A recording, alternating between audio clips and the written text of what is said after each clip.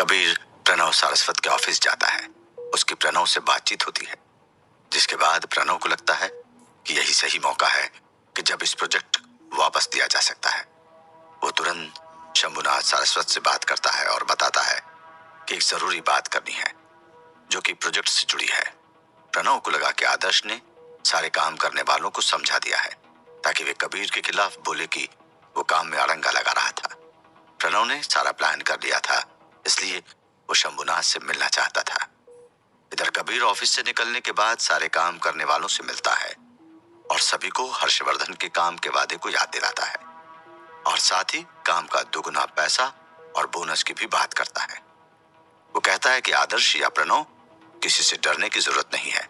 अगर तुमसे शंभुनाथ सारस्वत सच पूछे तो तुम सच बता देना। शंभुनाथ सारस्वत प्रणव के पास पहुंच जाते हैं और वहां कबीर और साथ ही केशव सारस्वत भी होता है। सभी लोग अपनी फैमिली की मुखिया का स्वागत करते हैं। शंभुनाथ कबीर से पूछते हैं, बताओ क्या मामला है। शंभुनाथ सारस्वत के पूछे जाने के बाद केशव सारस्वत बहुत घबरा गया। उसे अब ऐसा लग रहा था कि कबीर और प्रणव सारस्वत के बीच कुछ ठीक नहीं था, क्योंकि पहले प्रणव सारस्वत का उससे फोन करके तुरंत बुलाना और उसके बाद फैमिली के मुखिया शंभुनाथ का होना इस बात का सबूत था कि कुछ होने वाला है। यहाँ तक कि खुद केशव सारस्वत ने भी प्रणव सारस्वत के बारे में कुछ भी कहने से पहले सोचते थे, लेकिन ये कबीर जो नहीं जानता था कि उसके लिए क्या अच्छा है, उसी की वजह से उसे आज फिर से अपने पापा और भाई के सामने शर्मिंदा होना पड़ेगा। केशव सारस्वत ने सोचा कबीर ने जो कुछ भी किया है उसकी वजह से वो अपने रिलेशन खराब नहीं कर सकता है, इसलिए उसने तुरंत मामले को संभालने का मन बनाया और कबीर को समझाना शुरू कर दिया। कबीर, तुम्हारे साथ क्या प्रॉब्लम है? मैंने तुम्हें हमेशा समझाया कि तुमने अपने अंकल से बिजनेस के बारे में सीखना चाहिए। तुमको पता होना चाहिए कि तुम्हारे दादाजी का तुम्हें प्रोजेक्ट देना उनकी मेहरबानी है, इसलिए तुम्हें उस मौके का फायदा लेना चाहिए और अंकल के साथ मिलकर बिजनेस के बारे में जानना चाहिए। लेकिन तुमने उनके साथ मिलकर काम करने की बजाय परेशानी खड़ी कर दी। मुझे नहीं मालूम तुमने क्या किया है, लेकिन तुम्हें इसी वक्त अपने अंकल से माफी मांगनी चाहिए और बात को यहीं खत्म कर देना चाहिए। केशव सारस्वत ने कबीर से बहुत गंभीरता से कहा। केशव की इस बात से सभी लोग हैरान रह गए, क्योंकि केशव सारस्वत का इस मामले से कोई लेना देना नहीं था। इसलिए सभी सोच रहे थे कि वे क्यों बोल रहे हैं। पिताजी, ये मेरी प्रॉब्लम नहीं है। इससे पहले कि कबीर अपनी सफाई दे पाता, उसे केशव सारस्वत ने फिर से रोक दिया। तुम अभी भी सफाई दे रहे हो। तुमने पहले कभी कोई प्रोजेक्ट नहीं संभाला है, इसलिए दिक्कत आनी थी। लेकिन आपको कोई प्रॉब्लम आ रही है तो मुझसे सलाह लो या अपने अंकल से मिलकर उसे निपटा लो। तुमने जिद करके यहाँ सभी को बुलाने की क्या जरूरत थी? केशव सारस्वत ने कबीर को ही कोसना जारी रखा।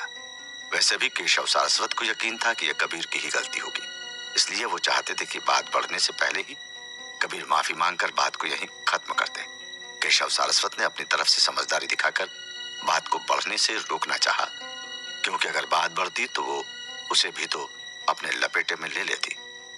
केशव सारस्वत कबीर को कभी भी पसंद नहीं करते थे, लेकिन उनकी बेटी की वजह से वे उसे झेल रहे थे। लेकिन अभी मौका था कि उसे घर से निकाला जाए और साथ ही पिताजी के सामने उसे डांट कर उनके सामने अच्छा बना जाए। ठीक है, आपको ये कहने की जरूरत नहीं है।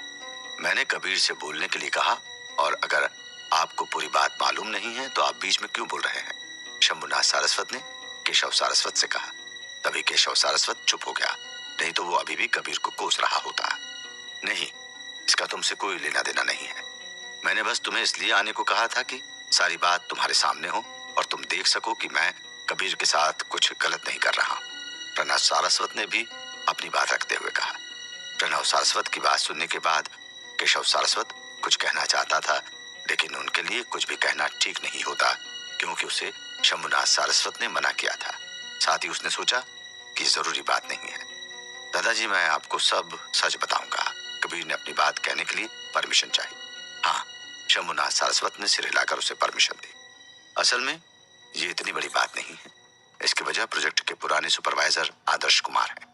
मुझे लगता है कि वो आदमी जानबूझकर प्रोजेक्ट को समय पर पूरा नहीं होने देना चाहता है। मुझे नहीं पता क्यों, लेकिन उसने सारे ठेकेदारों को कहा था कि काम को बड़े आराम से करो और तुम जितना देर करोगे उतना ही दिन का पैसा मिलेगा। इससे वे सब ठीक से काम नहीं कर रहे थे। कबीर ने अपनी बात को समझाते हुए कहा। हाँ, आगे बोलो, मैं सुन रहा हूं। शंभुनाथ सारस्वत ने ध्यान से सुनते हुए कबीर को आगे बोलने को कहा। मैंने जो देखा और जाना उसके बाद मैंने उस बात को बताना चाहा, और जब मैंने उन्हें इस बारे में बताया तो अंकल मेरी बात मानने को तैयार नहीं हुए और उन्होंने मेरी बात को सिरे से नकार दिया। ऐसा नहीं है कि मुझे किसी को परेशान करना पसंद है, लेकिन ये सारस्वत परिवार के सबसे इम्पोर्टेंट प्रोजेक्ट में से एक है, इसलिए हम इसमें और देरी नहीं कर सकते। क्योंकि मुझे आपने ये काम दिया है, इसलिए मेरा भी फर्ज है कि समय पर प्रोजेक्ट का काम पूरा करूं। कबीर ने सारी बात को समझाते हुए सभी से अपनी पूरी बात कह डाली। ऐसा नहीं है कि मैं तुम पर भरोसा नहीं करता, लेकिन आदर्श का ऐसा करना मेरी नजर में पॉसिबल ही नहीं है। उसने कई वर्षों तक मेरे लिए काम किया है और हमेशा उसने सारे काम को बहुत ही लगन के साथ किया है। तुम आदर्श को आज से जानते हो, लेकिन मैं उसे सालों से जानता हूँ। वो कभी भी ऐसा नहीं कर सकता। तुमको जरूर कोई गलतफहमी हुई होगी। प्रणव सारस्वत ने कबीर की तरफ देखकर कहा। उसे भरोसा था कि कबीर उसकी बात सुनकर हैरान रह जाएगा और उसके पास कोई जवाब नहीं होगा। ठीक है, अब इस बारे में और बात नहीं होगी। कबीर, तुम इसके बारे में क्लियर नहीं हो, और प्रणव तुम इतना ज्यादा किसी पर भरोसा कैसे कर सकते हो? अब मैं खुद ही पता लगा लूंगा कि कौन सच कह रहा है। मुझे उन ठेकेदारों से खुद ही बात करनी है। शंभुनाथ सारस्वत ने प्रणव सारस्वत से कुछ शब्द कहे, फिर ठेकेदारों की ओर रुख किया। प्रणव सारस्वत ने ठेकेदारों को देखा। वो सोच रहा था कि आदर्श ने उन्हें सारी बात पहले ही समझा दी होगी। प्लान के हिसाब से सब हुआ तो उसे चिंता करने की जरूरत नहीं थी। कबीर की कहानी सुनने के बाद केशव सारस्वत पूरी तरह से सख्ते में पड़ गया था। केशव सारस्वत भी कबीर को घर से निकालना ही चाहता था। उसे समझ नहीं रहा था आगे क्या होगा। ये बात पक्की थी कि इन सब के पीछे प्रणव सारस्वत का हाथ था। उसे लगा कि कबीर माफी मांग के बात को खत्म कर लेगा, लेकिन कबीर ने प्रणव से सीधे ही लड़ाई कर ली। उसे लगा कि अब कबीर का बचना बहुत मुश्किल है। कबीर, तुम्हारी इस तरह की बकवास बात करने की हिम्मत कैसे हुई? तुमने अभी किया ही क्या है जो तुम बड़े भाई के भरोसे पर सवाल उठा रहे हो? अगर मैं होता तो मैं तुम्हें बहुत पहले ही बाहर कर देता। केशव सारस्वत ने फिर से प्रणव को बचाते हुए कहा।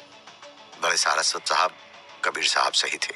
सुपरवाइजर आदर्श ने ही कबीर साहब को नीचा दिखाने के लिए ये किया।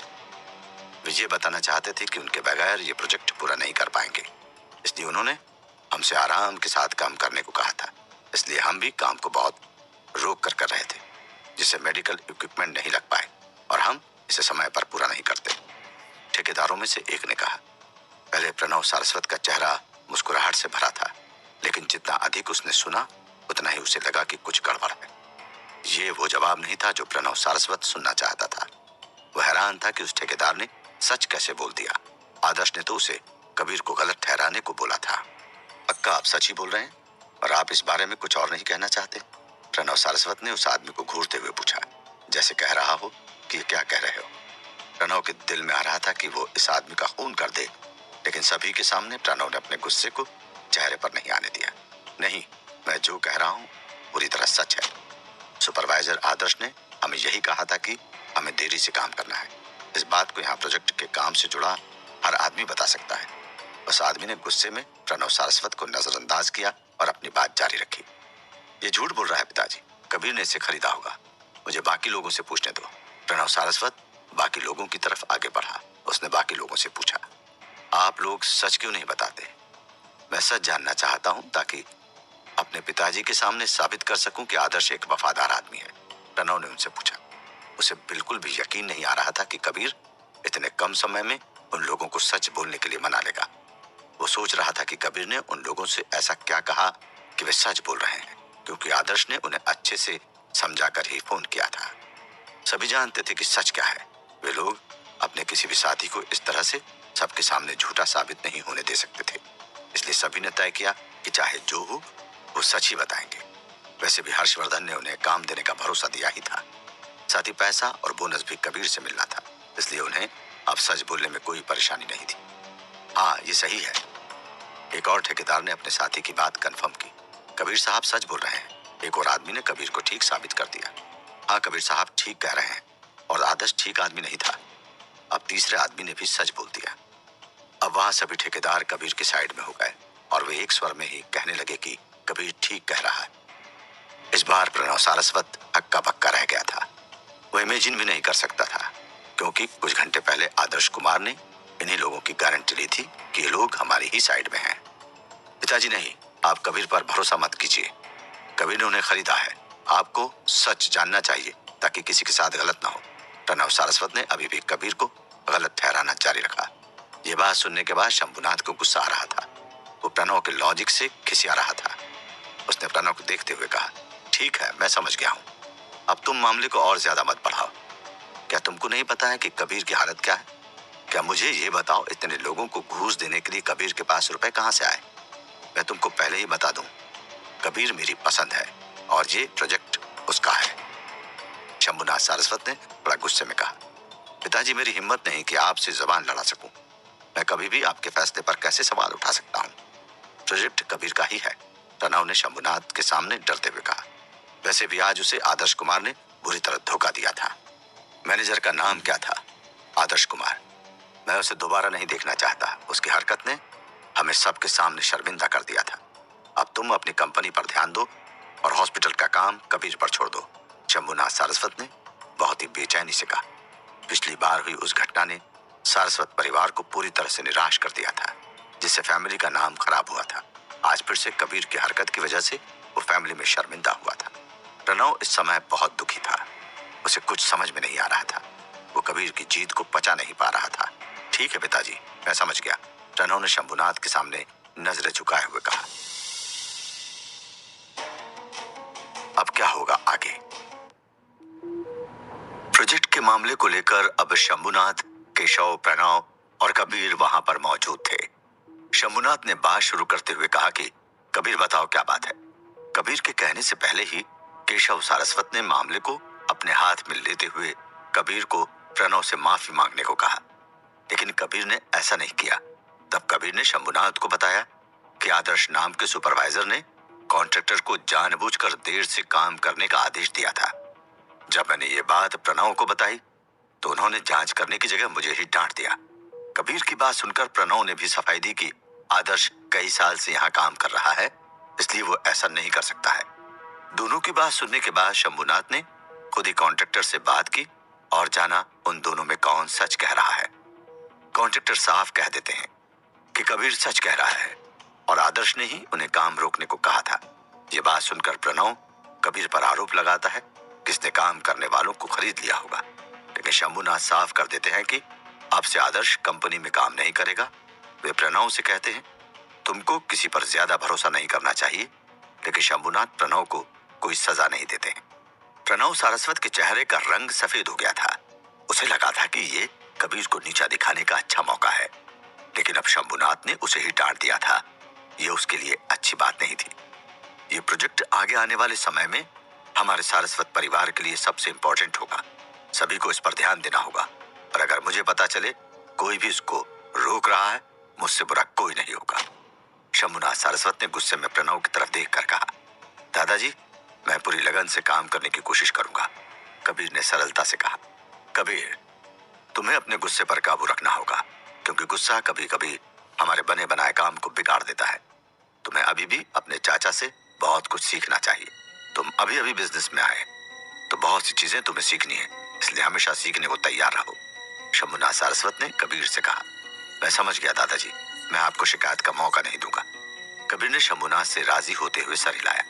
अब कबीर को समझ में आ गया था कि शंभुनाथ सारस्वत प्रणय सारस्वत को उसकी गलती की सजा नहीं देंगे, क्योंकि उसे दिख रहा था कि शंभुनाथ ने आदर्श कुमार को कंपनी से निकाल दिया, लेकिन प्रणव सारस्वत को उसके किए के लिए डांटा तक नहीं। कबीर को पता चल गया था कि शंभुनाथ सारस्वत प्रणव के प्रति ज्यादा लगाव रखते हैं।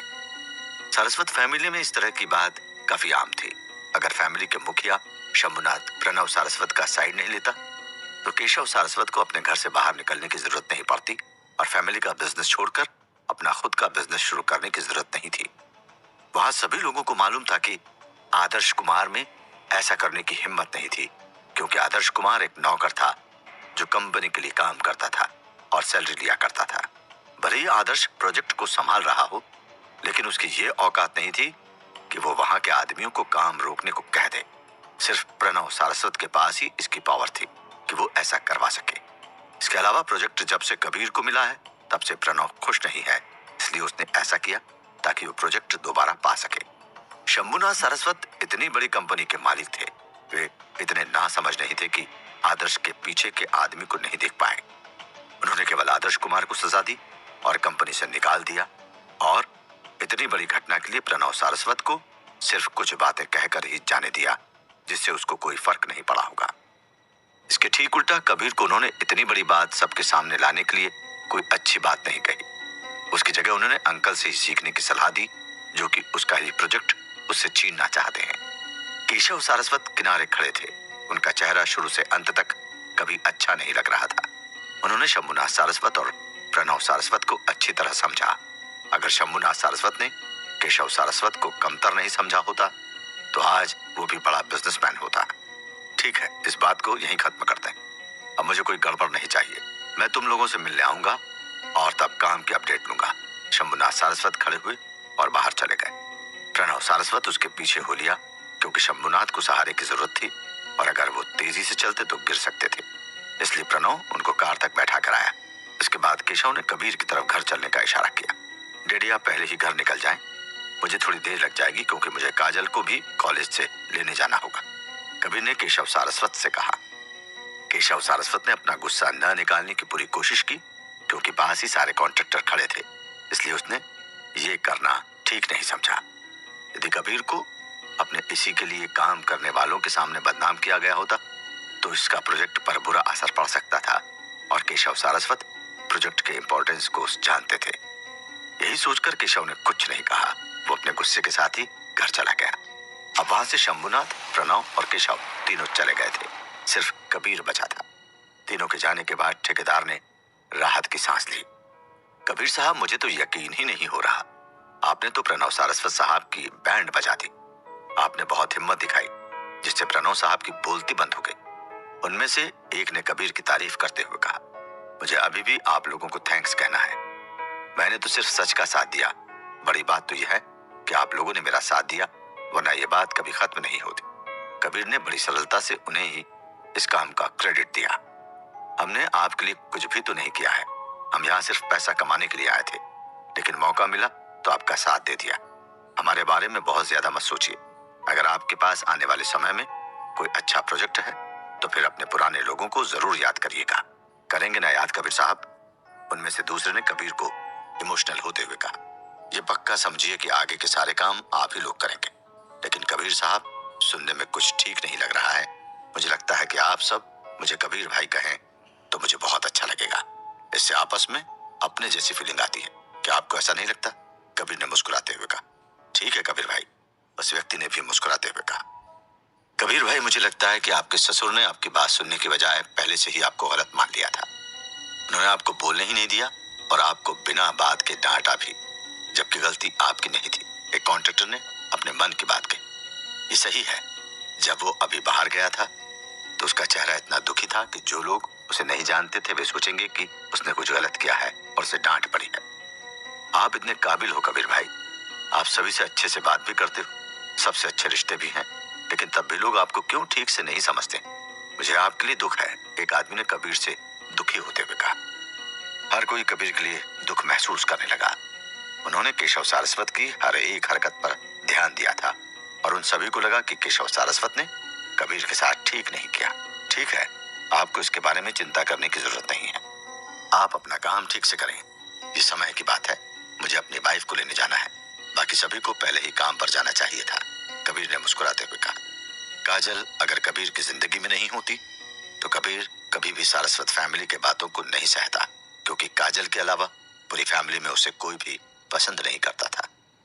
कबीर ने कार चलाई और जल्द ही काजल के कॉलेज के गेट पर पहुंच गया।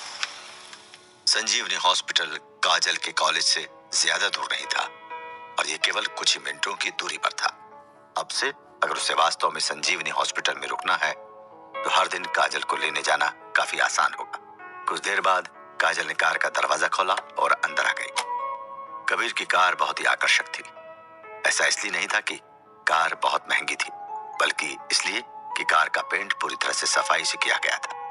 काजल ने इसे तुरंत पहचान लिया। आगे आने वाले टाइम में हम अपनी खटारा कार पर बैठकर यहाँ कैसे आ सकते हैं? काजल ने दबी हुई आवाज में कहा। क्या हुआ?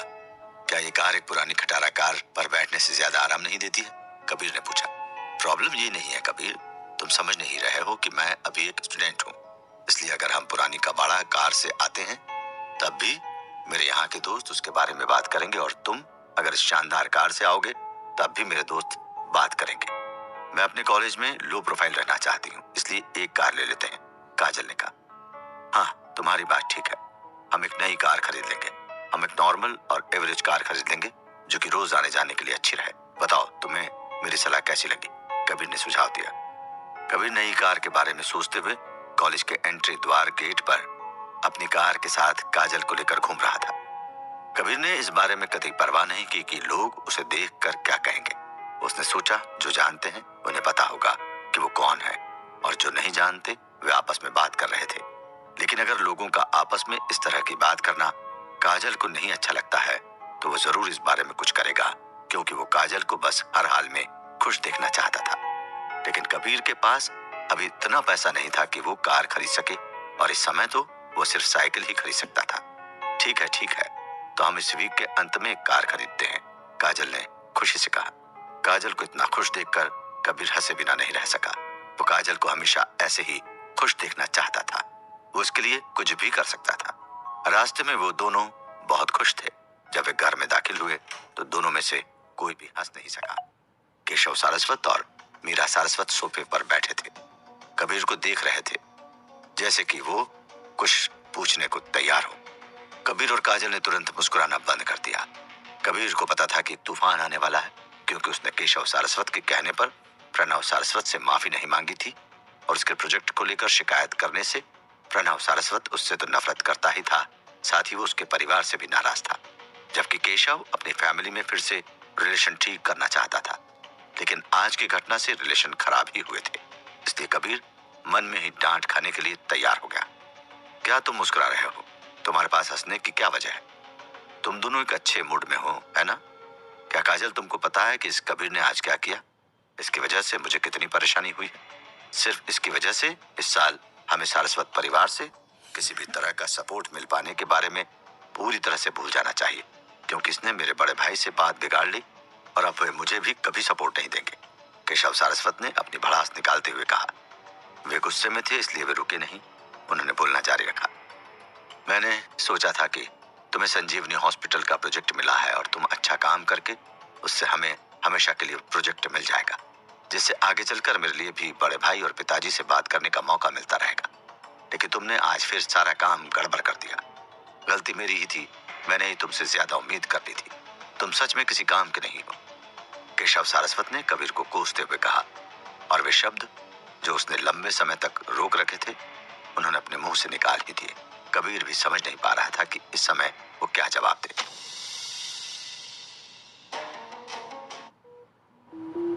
कबीर अपनी बात को शंभुनाथ के सामने सही साबित कर देता है, जो कि कॉन्ट्रैक्टर के जरिए ही हो पाता है। शंभुनाथ आदर्श को कंपनी से निकाल देते हैं, प्रणव को डांटते हैं और साथ ही कबीर को गुस्सा कम करने की सलाह देते हैं। साथ ही अंकल से बिजनेस सीखने की बात भी कहते हैं। कबीर सोचता है कि शंभुनाथ ने प्रणव को सजा क्यों नहीं दी, जबकि वे समझ चुके होंगे कि इसके पीछे कौन है। इसके बाद कबीर सारे कॉन्ट्रैक्टर को थैंक्स कहता है, क्योंकि उनकी बहादुरी से सच सामने आ पाया था। वे आदमी भी कबीर की हिम्मत की तारीफ करते हैं। इसके बाद कबीर काजल को लेने कॉलेज जाता है, जहां काजल उसे देखकर खुश होती है, लेकिन वो कहती है कि हमें एक नॉर्मल गाड़ी की जरूरत होगी, क्योंकि पुरानी गाड़ी खटारा है और ये बहुत शानदार है। इससे मेरे दोस्त इसके बारे में बात करें, मुझे अच्छा नहीं लगता। कबीर काजल को कहता है कि हम जल्द ही एक गाड़ी लेंगे जो कि सिर्फ रेगुलर इस्तेमाल के लिए होगी।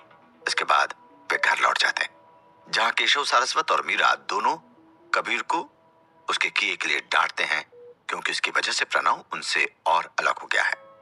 इसके बाद कबीर और काजल कार खरीदने के लिए जाते हैं। वहां पहुंचते ही वो गाड़ी देखने लगते हैं। तभी एक सेल्समैन आता है। यदि आपके पास पैसे नहीं हैं, तो आप इसे नहीं खरीद पाएंगे, सेल्समैन ने थोड़ा नाराज होते हुए कहा। ये कहने के बाद कबीर और काजल सारस्वत चौंक गए। उन्हें भरोसा नहीं हो रहा था कि कोई सेल्समैन ऐसा कैसे बोल सकता है। आमतौर पर सेल्समैन बहुत ही पोलाइट होते हैं, क्योंकि उनको हर रोज कई लोगों को अपने प्रोडक्ट के बारे में बताना होता है।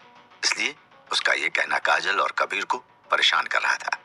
आपका क्या मतलब है कि पैसे हो तो कार खरीदे? अगर हमारे पास पैसे नहीं होते तो हम यहाँ क्यों आते? कबीर ने सेल्समैन को हैरानी से पूछा। मैंने आप जैसे बहुत से लोगों को देखा है जिनकी जेब में पैसे नहीं होते हैं तब भी कार को देखते रहते हैं और फालतू की जिद करते हैं। जब तुम्हारी औकात नहीं होती है तो क्यों यहाँ आते हो? सेल्समैन ने थोड़ा सा इरिटेट होते हुए कहा। कबीर ने नहीं सोचा था कि कार खरीदते समय वो सेल्समैन उसे इतना सुनाएगा। कबीर ने देखा कि शोरूम का मालिक भी पड़ोस में है, लेकिन उसने सेल्समैन की बात पर कोई ध्यान नहीं दिया, जैसे रोज का काम हो और कुछ हुआ ही ना हो। कबीर कुछ कहना चाहता था, लेकिन काजल ने उसे रोक दिया। कबीर आओ, हम यहाँ से चलते हैं और दूसरी तरफ एक नजर डालते हैं। शायद वो इसे बेचना नहीं चाहता होगा, इसलिए इस बात को यहीं जाने देते हैं, काजल ने मुस्कुराते हुए कहा। कबीर ने इसके बारे में सोचा, ऐसे लोगों पर गुस्सा होने की कोई जरूरत नहीं है। सर, उन लोगों पर एक नजर डालें जिन्हें आप हर दिन देखते हैं। वे हर जगह हैं और कुछ भी नहीं खरीदते हैं। यदि आपके पास पैसा नहीं है तो आप यहाँ इतना नाटक करने की क्या जरूरत है? सेल्समैन ने अपने मालिक से कबीर को देखकर नफरत से कहा, लेकिन वो रुका नहीं, आगे भी कहता रहा। वो छोटी लड़की, वो काफी सुंदर है।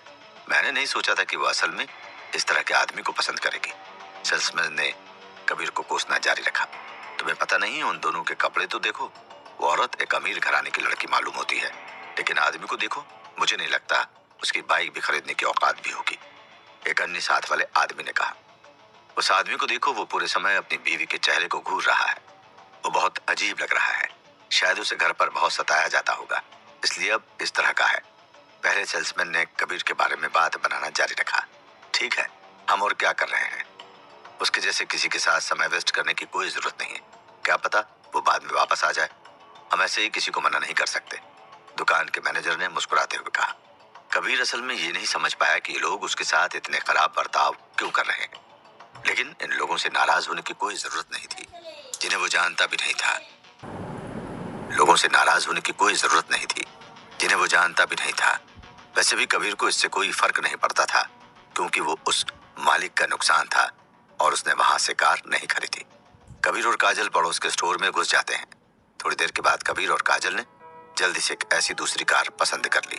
ये कार ज्यादा महंगी नहीं थी और उनके लिए बहुत ठीक थी, क्योंकि उनको सिर्फ रोजाना के यूज के लिए चाहिए थी। काजल ने सेल्समैन की तरफ इशारा कर दिया, जिसके बाद वे दोनों दुकान के मैनेजर के पास गए और बिलिंग कराई।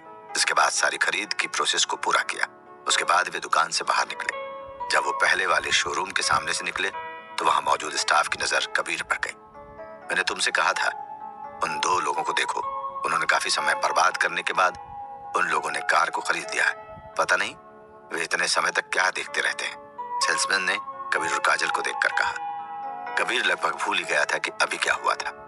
एक नई कार खरीदने के बाद कबीर और काजल सारस्वत दोनों खुशी में डूबे हुए थे। उन्हें कोई फर्क नहीं पड़ता था कि कोई उनके बारे में कुछ भी सोचे। काजल और कबीर ने कार खरीदने के बाद काजल के कॉलेज जाना तय किया। कबीर ने काजल के कॉलेज की तरफ कार मोड़ दी। कबीर ने काजल को कॉलेज छोड़ते हुए खुद हॉस्पिटल जाने के बारे में सोचा, क्योंकि उसे वहां भी काम देखना था, जिससे समय पर प्रोजेक्ट पूरा हो सके। कल जो हुआ उसके बाद मजदूरों के काम करने की रफ्तार साफ तौर पर बढ़ गई थी। असल में काम पूरा करने के लिए केवल थोड़ा सा काम बचा था, जो कि आज हो जाना चाहिए था, जिसके बाद अगले दिन वहां मेडिकल इक्विपमेंट इंस्टॉल किए जा सकते थे। कबीर ने सोचा कि उसे रिया पाठक से बात करनी होगी और उसे कल मेडिकल इक्विपमेंट लाने के लिए कहना होगा। लेकिन अब प्रॉब्लम यह थी कि खरीद के लिए रुपयों का मसला हल नहीं हुआ था।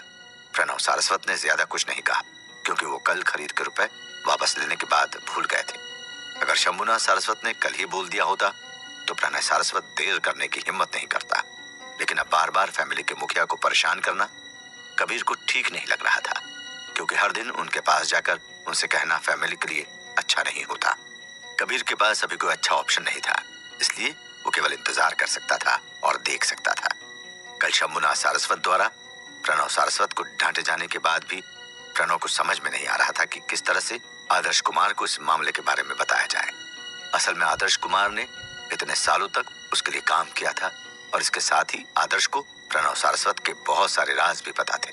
इसलिए आदर्श को प्रणव नाराज नहीं कर सकता था, क्योंकि अगर वो गुस्सा होता तो वो सारी बातें शंभुनाथ सारस्वत को बता सकता था, जिससे प्रणव को बहुत नुकसान उठाना पड़ सकता था।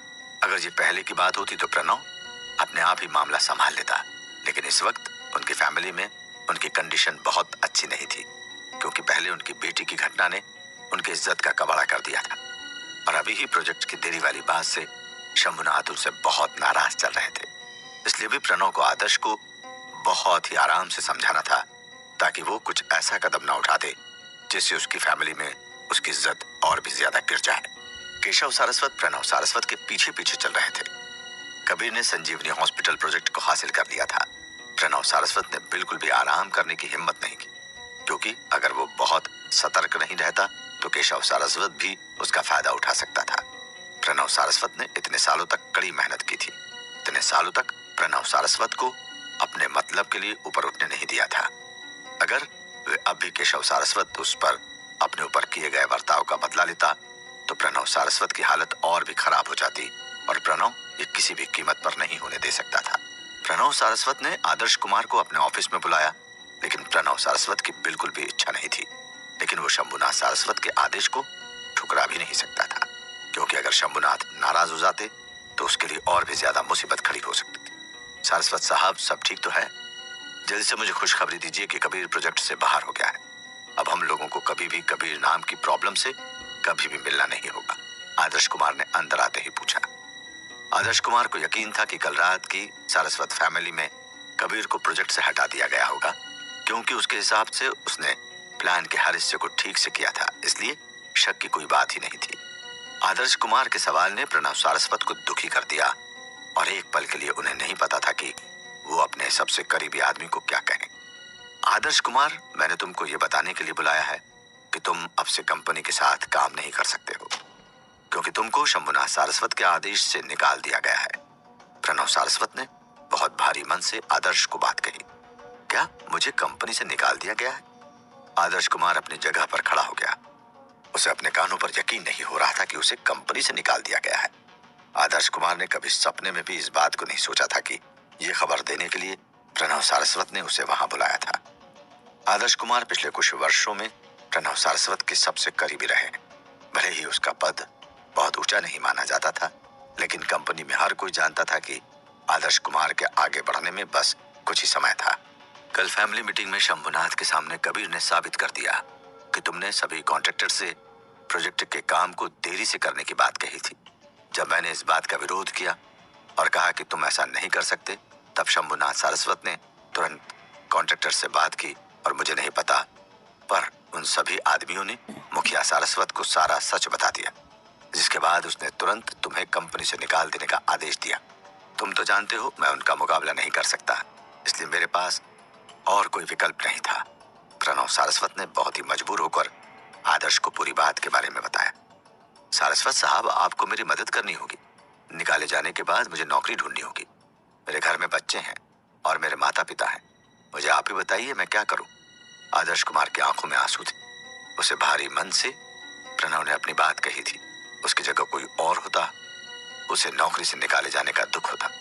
चिंता मत करो, मैं भी इसके बारे में कुछ नहीं कर सकता, लेकिन मेरा यकीन मानो कि मैं तुम्हें कंपनी में इज्जत के साथ वापस जरूर लाऊंगा, क्योंकि चाहे जो हो, ये कंपनी आगे जाकर मेरी होगी जब तक मैं यहाँ हूँ। तुमको चिंता करने की जरूरत नहीं है, प्रणव सारस्वत ने आदर्श को दिलासा देते हुए कहा। तो अब मुझे क्या करना चाहिए? सारस्वत साहब, मैं नौकरी के बिना नहीं रह सकता, क्योंकि मुझे अपनी फैमिली को भी खाना खिलाना है। आदर्श कुमार ने अपनी मजबूरी सामने रखी। पहले मैं तुम्हें नौकरी खोजने में मदद करूंगा। मैं तुमसे वादा करता हूँ कि तुम वहां ज्यादा दिन नहीं रहोगे, जब तक मैं इधर कुछ जुगाड़ करके तुमको कंपनी में वापस ले आऊंगा। प्रणव सारस्वत ने आदर्श को भरोसा दिया। मुझे आप पर पूरा भरोसा है सारस्वत साहब कि आप अपने वादे को पूरा जरूर करेंगे, आदर्श ने प्रणव की बात को मानते हुए कहा। आदर्श के मन में बहुत सी बातें चल रही थी। उसे लग रहा था कि उसके साथ धोखा हुआ, क्योंकि उसने जिस आदमी को अपना सब कुछ दे दिया, यहाँ तक कि अपनी नौकरी भी दांव पर लगा दी, वो उसके बारे में अगर कुछ नहीं कर सका तब क्या होगा? तब तो उसका परिवार सड़क पर आ जाएगा। तभी उसने प्रणव की तरफ देखा। सर, आपने मुझसे जो वादा किया है उसे पूरा किया जाना चाहिए, नहीं तो मुझे अपना परिवार बचाने के लिए कुछ करना पड़ेगा जो आपको पसंद नहीं आएगा। आदर्श कुमार ने बहुत ही आराम से प्रणव को कहा। कुछ करने से तुम्हारा क्या मतलब है? तुम मुझे धमकी दे रहे हो? तुमको क्या लगता है अगर कोई और होता तो मुझे पहले ही निकाल दिया गया होता? प्रणव सारस्वत ने आदर्श कुमार की बातें सुनकर गुस्से से कहा। प्रणव का गुस्सा शांत नहीं हुआ था। उसने कहा कि अगर तुम ऐसा करते हो तो तुम्हारा ही नुकसान होगा।